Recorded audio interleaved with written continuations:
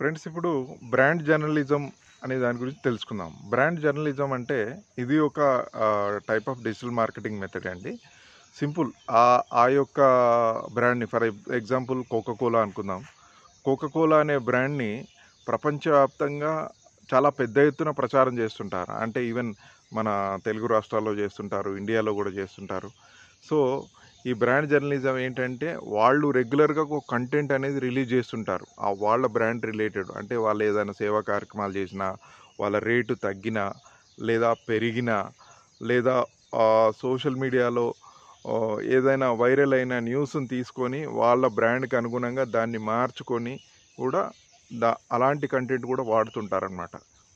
And ఏదైనా government ఇనిషియేటివ్లో వాళ్ళు ఏమైనా పార్టిసిపేట్ చేసినా కూడా, అంటే వాళ్ళ బ్రాండ్ నేమ్ ఎక్కడైతే డిస్ప్లే చేయడానికి పాసిబిలిటీ ఉంటుందో, ఏదైనా మూవీ ఈవెంట్స్ జరిగినా కూడా అందులో పార్టిసిపేట్ చేయడం, ఇట్లా రకరకాలుగా వాళ్ళ బ్రాండ్ నేమ్ని, వాళ్ళ వ్యాపార సంస్థ యొక్క పేరుని పబ్లిక్లోకి తీసుకెళ్ళడాన్ని, అంటే బలంగా తీసుకెళ్ళడాన్ని బ్రాండ్ జర్నలిజం అంటారు. ఇది కూడా డిజిటల్ మార్కెటింగ్లో వన్ ఆఫ్ ది పార్ట్ అండి.